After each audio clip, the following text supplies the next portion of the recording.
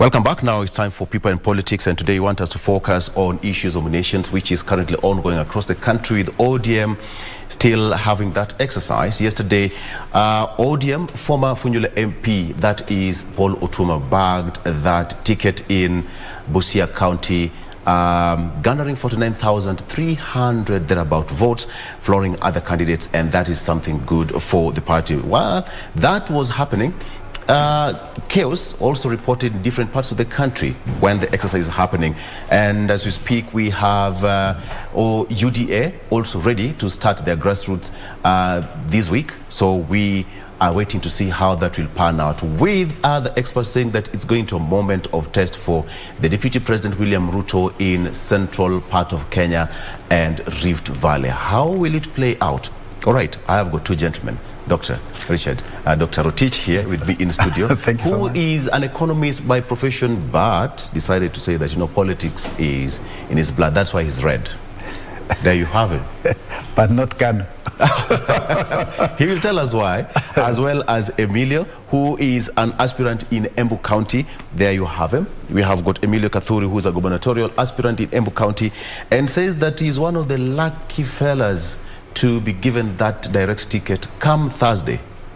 Right? Welcome to the show, Emilio. Thank you. Thank you. Karibu sana. Gentlemen, to start with you, Daktari, the economy is still in shambles, so to speak.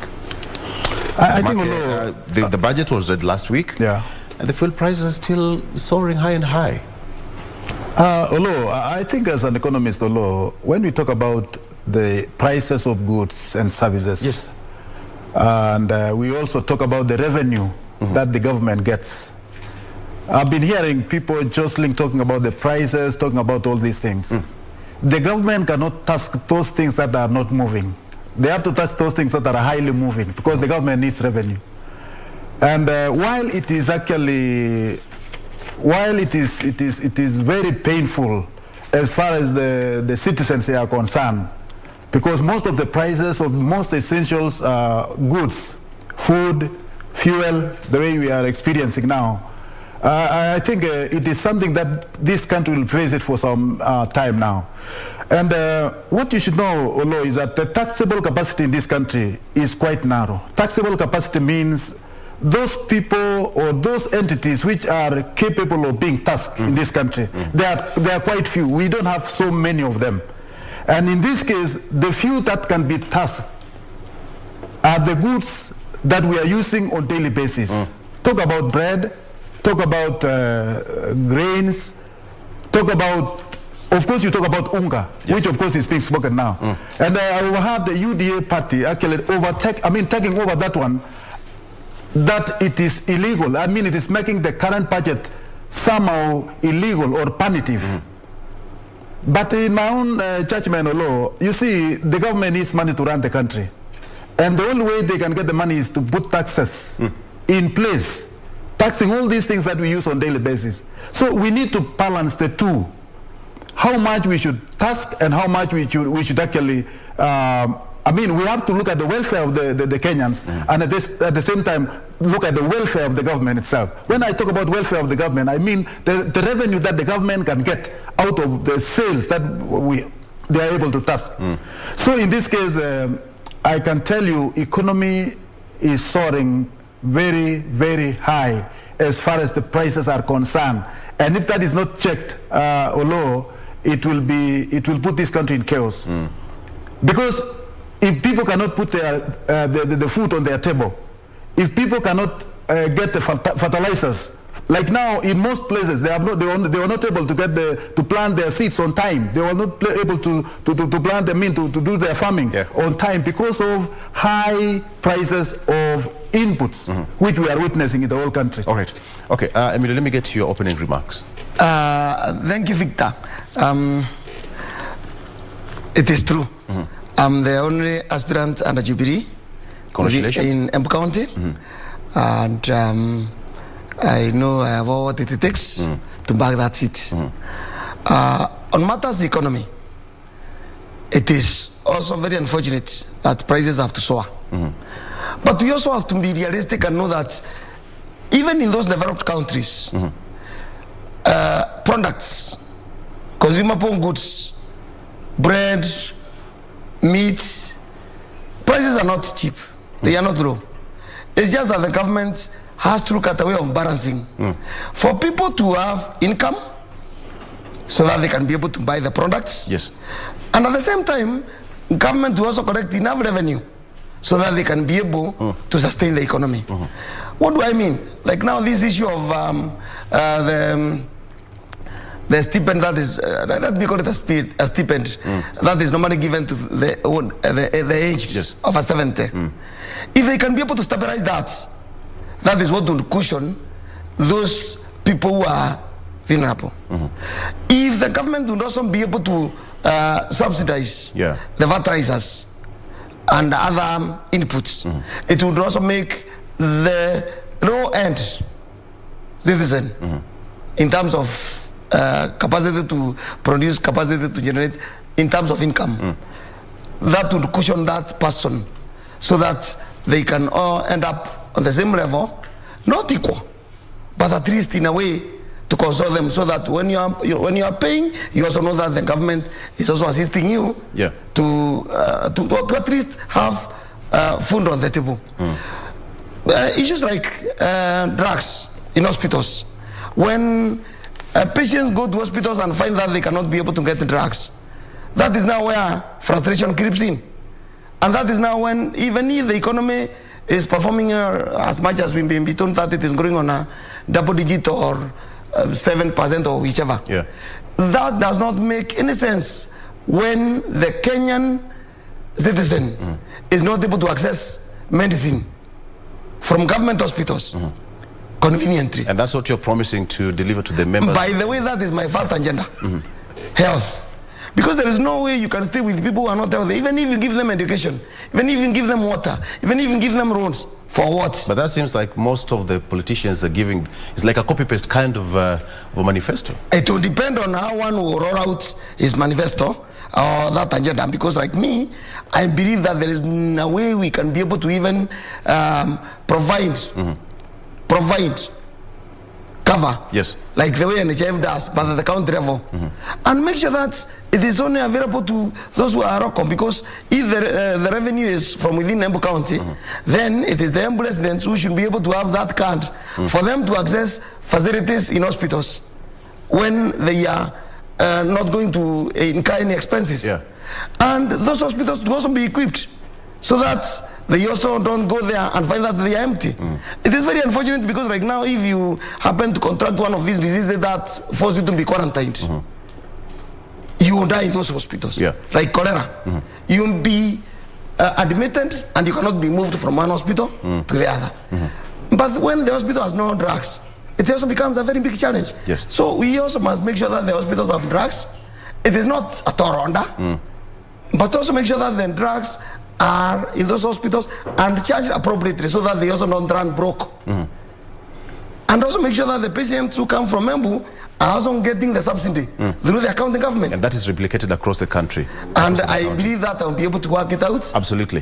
Let me just bring you, Doctor, because you know, when politicians speak... I think, Oloo, I want to appreciate my brother here. And when you talk about most of the politicians actually duplicating or copy-pasting the manifestos, I think there is no way a politician, the only difference that these people, can be different is the implementation of these projects. I can tell you, Oloo, this country have the best proposal writers. They have the best manifestos. But what is making the whole different is the way they are implementing in different places. Like what Jubilee manifesto was. We have counties that have really manifested a lot of development. And we have others who are using the same manifesto who have not done anything on the ground. How can we explain that one? So what we can safely say, I come from Kericho, Oloo, whereby I've been campaigning for one of the contenders by the name Dr. Eric Mutai. This is a new fellow, he's a lecturer at the university, was in Embu.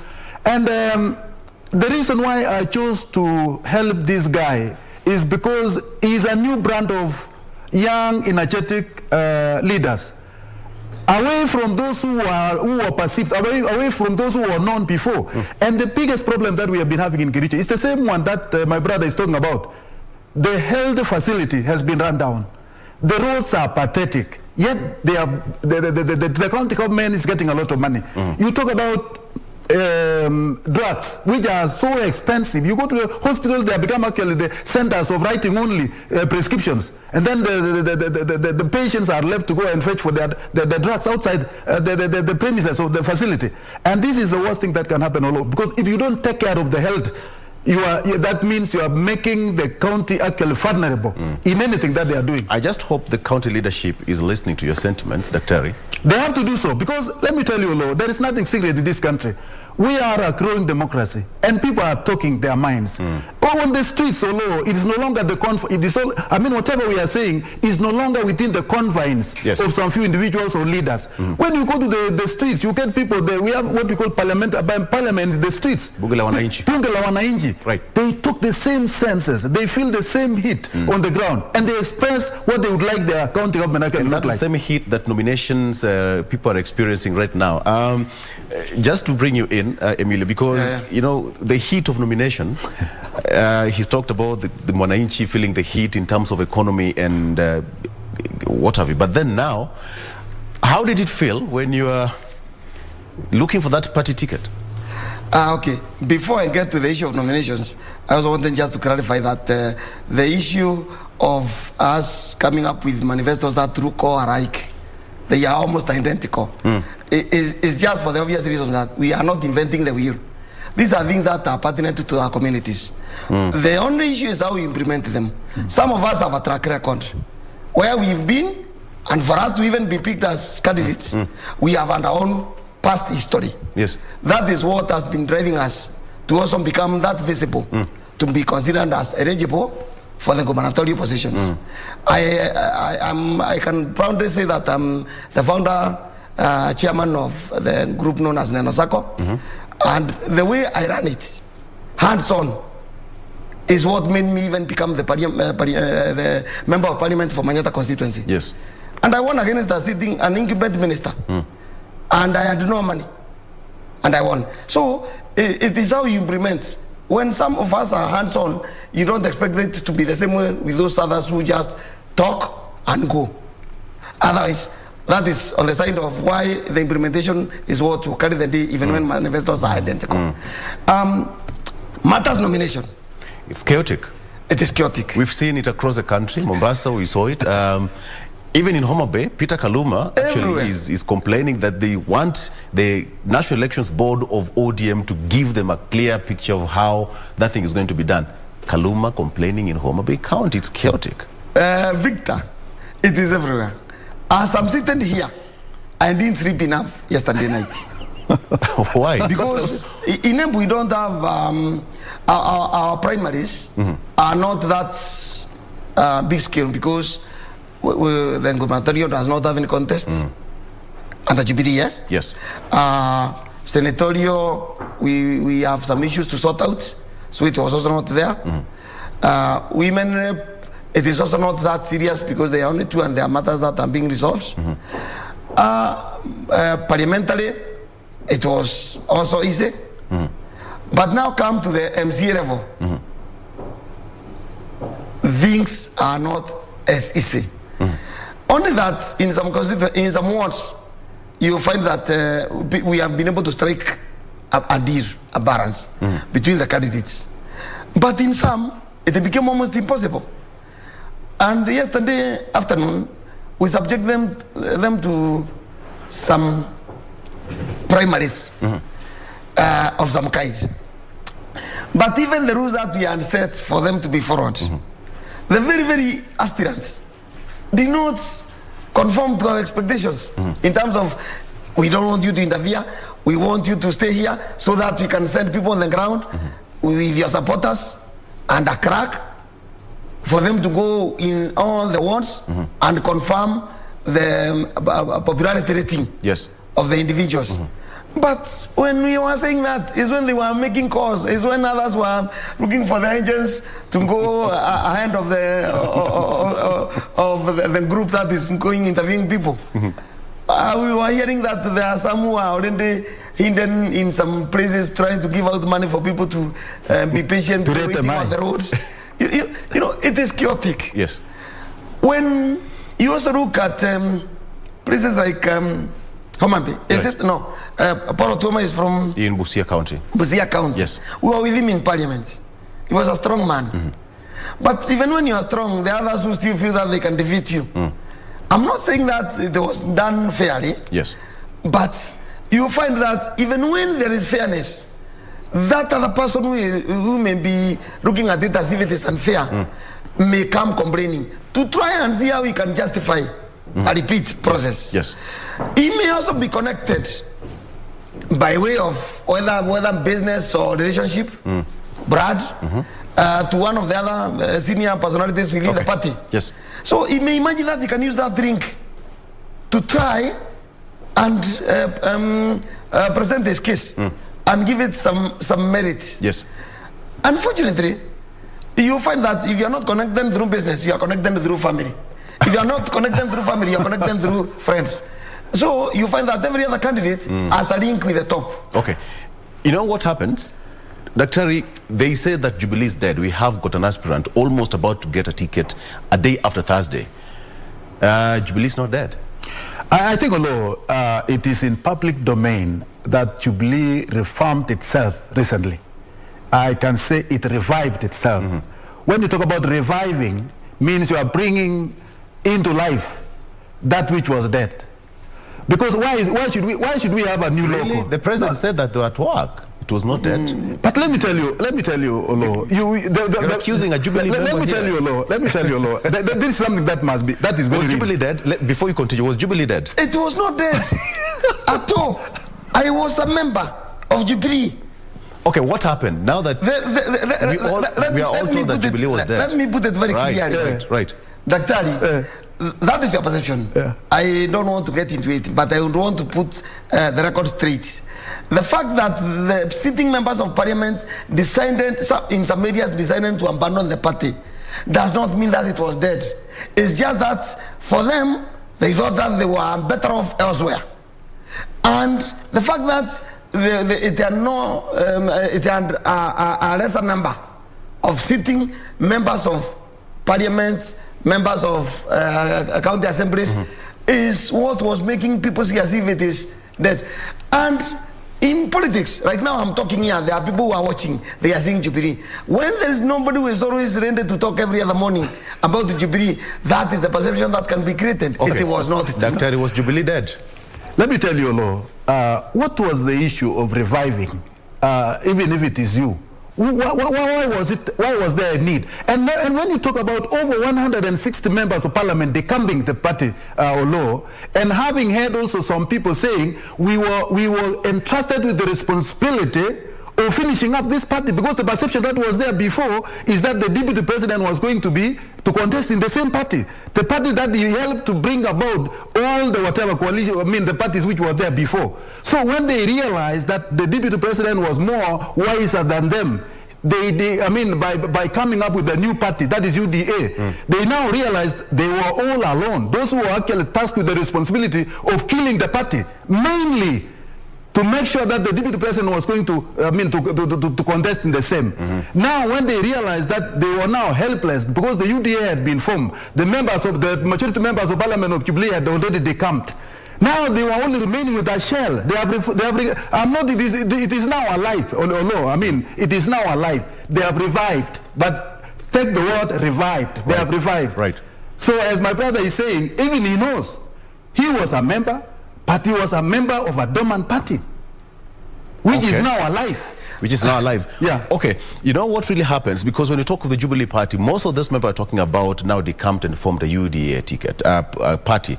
UDA soon starting their nominations. Yes. The deputy president is facing an uphill task in Central and in Rift Valley with several names. Name them. We all know how it's going to pan out. But then now, what is your projection? Based on what we've seen, because we've seen consensus from different boardrooms. We've even seen the deputy president trying to bring consensus from different regions. What is your projection? Aspirants will cry. Yes. And in quote, will cry. Because if there is any primaries that will be extremely unfair, it is the UDA. Watch this space. What do you mean? Oshimea, what do you mean? Because of what I just commented about, those who think that they are connected, those who think that they have the money to muscle the voters, those who think that they are from a region that they should be controlling, those who think that they started working with the party leaders very early, so they feel that they are entitled. Many will go crying. And I can tell you, the issue of it is a strong party, yes. I'm not saying that it is not strong, but it is only strong in its own definition. No. And the fact that yes, Victor, the fact that it has a presidential candidate gives it some advantage in some areas. The fact that it has been there for the last 4 years, even though not under the name UDA, because we started seeing divergent views from the Jubilee position quite early. That is when the rain started beating all the politicians, whether in Jubilee or in UDA. And to me, the solution will not have been actually to go and form another party. Why not fight from within? If you think that you are strong, the best thing would have been to sit and make a decision when you are within Jubilee. Not a, because even there will still be those some would argue that because since the deputy president and his boss were not on the same page, they had to go separate ways. And the deputy president knew very well that the president's term is coming to an end this time, so he had to get a bus to steer him to the next general election to vie for the presidential ticket. That is, according to me, why UDA was formed. Dr. What do you think? I think, Oloo, we don't want to concentrate so much about why UDA was formed. It is in public domain. It is in public domain. What is very key here, Oloo, as my brother said, for those who are expecting that the UDA party will face problems during nomination, they will be in for huge surprises. And you see, this is the first nomination exercise. In fact, all the candidates have been assured that their poses are the people on the grassroots. There are those, even Ruto himself, the deputy president, has been actually in the records telling the aspirants that you, in fact, it is you and the people on the ground. Whether the people will produce on the ground, that is the leader that I'm also expecting as your candidate, as your presidential candidate. So there are those people. I mean, there are no sacred cows in UDA. Those who are in UDA are directly addressable to the people to produce the results. And I don't see where there would be a point of contention. All right. Okay. Dr. Just before that, your mic is going to be fixed briefly. No problem. But just to bring you up to speed in that, in the next few minutes, in the next 10 or 15 minutes, we're going to Radio Taifa, where we'll be joining Mwajuma Ali and Rashid Mwamkondo, where they'll be discussing gender, money, and elections in studio. And there we have got Professor Wanjiku Kabira, who is a gender and development expert as well as lecturer, University of Nairobi. They are going to be having that discussion very well. That is in Zinga. That is going to be happening in Radio Taifa. That joining Mwajuma and Rashid Mwamkondo. And today we are talking about issues to do with nominations.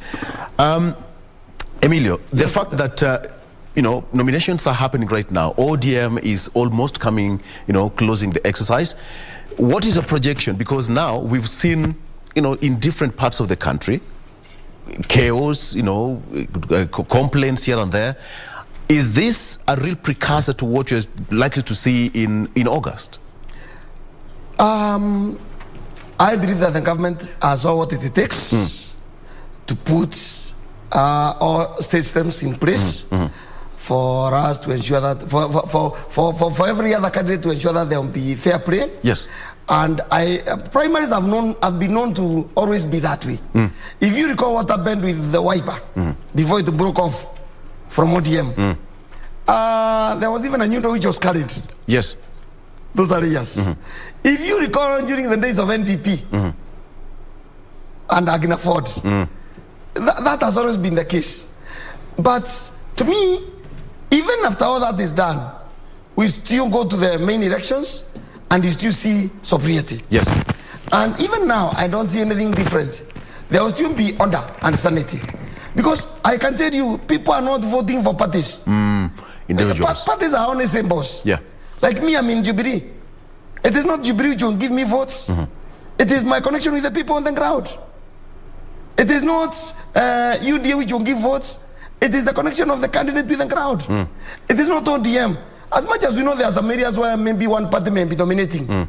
But on the overall, we have seen people like Akina Mheshimiwa Okoth Obando winning when he is in a party that is not popular in This is PDP. PDP. Yes. And that is what is going to happen.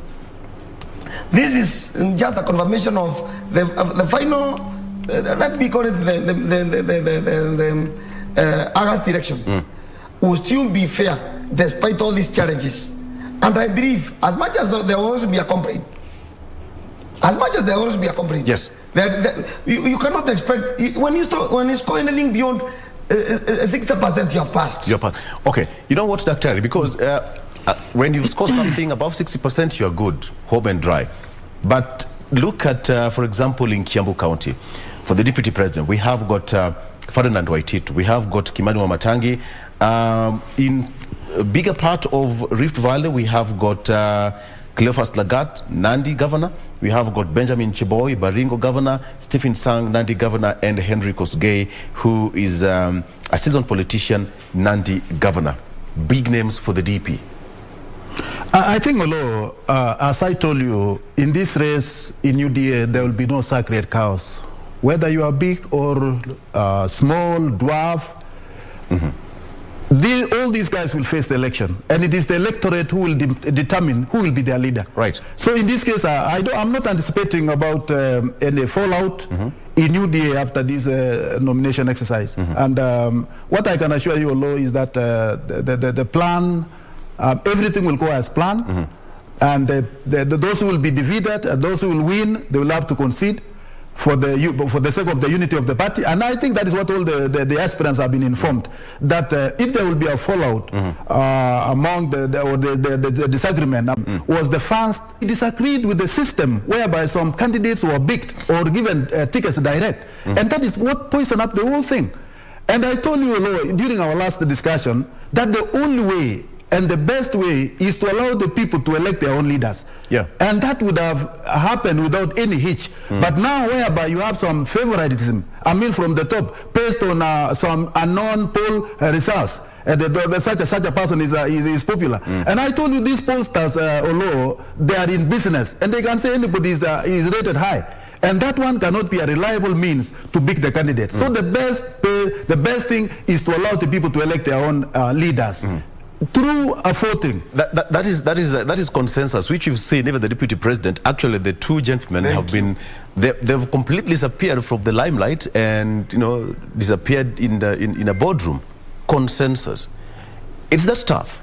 Victor, I wanted to tell my colleague here, yes, Dr. Rotich, the truth of the matter is, where you imagine that the voters are able to pick their best candidates, it is also true that infiltration will take place by those, because we are not going to the primaries with the membership cards.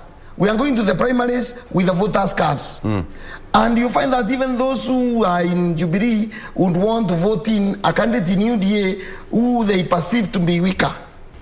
These are things that are there. So there are times when the party may have to use other forms of picking a candidate, right, rather than going to the direct nominations as we know them.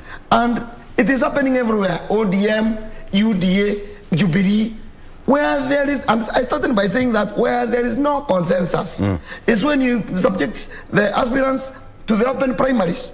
That is something that must also be accepted as a form of picking candidates, and it is very effective as much as it is not conclusive. There are areas where you may not be able to go that way. And that is also why I quote Okoth Obando again. That is why he may have been rejected.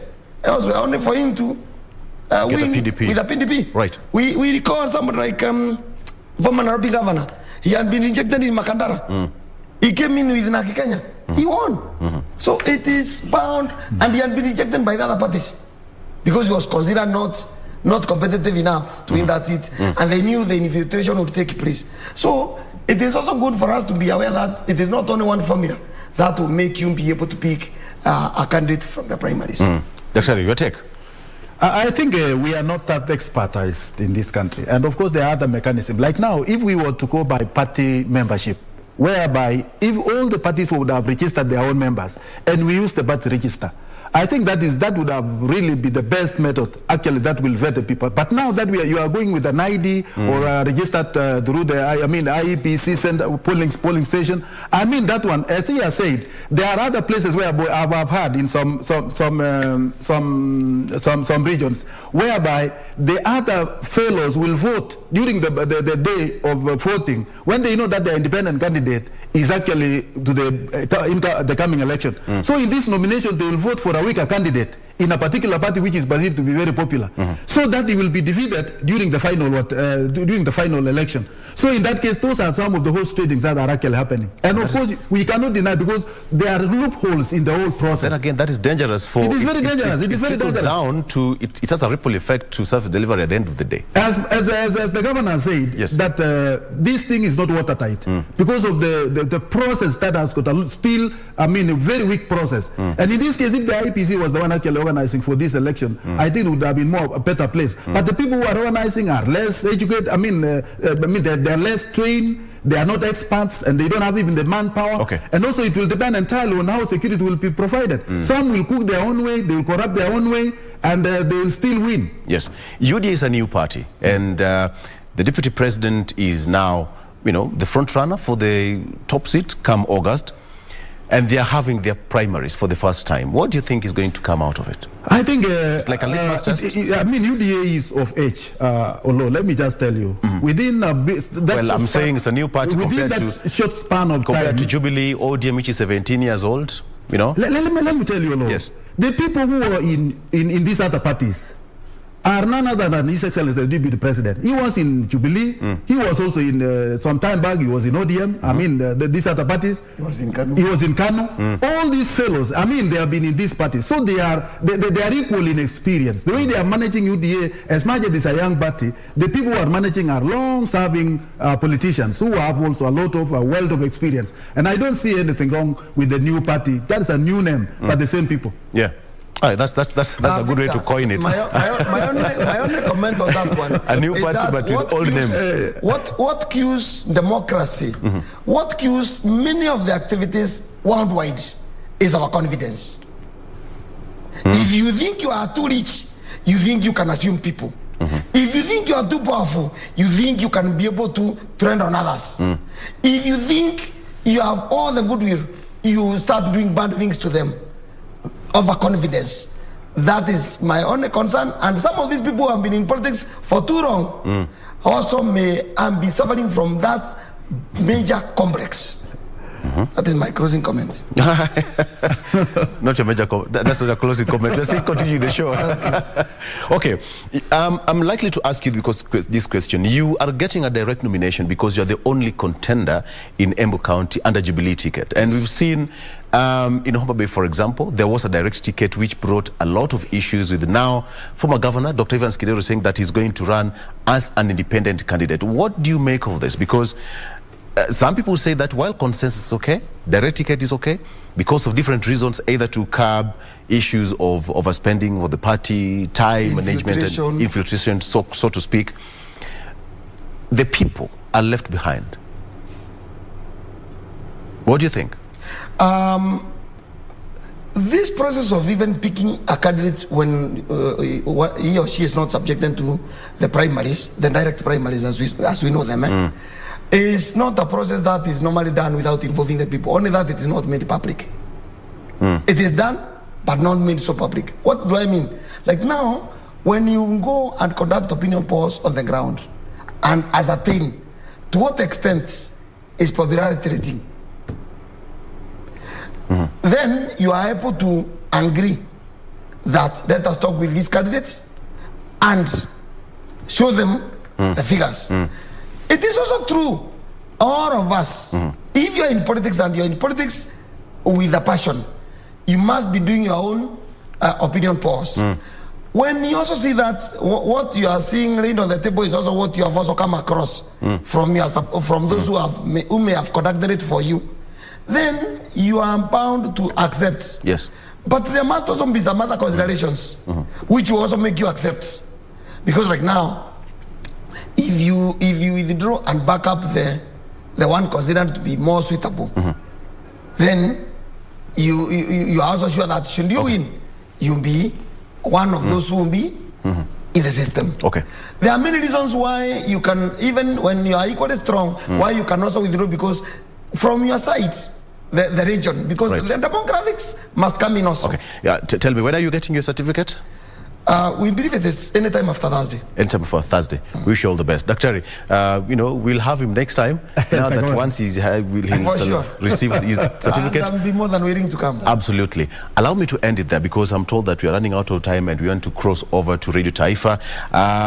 We are having a discussion. They'll be having, that is Mwajuma Ali and Rashid Mwamkondo will be having a discussion on gender, money and elections, how it's going to be pan out. It's still politics. We are in a political season. But in studio here, being joined by Emilio Kathuri, who is now presumed to be the Jubilee gubernatorial candidate in Embu County under Jubilee ticket, as well as Dr. Rotich. That is all we were able to serve you on this particular breakfast. Let's take a break, and when we come back, straight to Radio Taifa.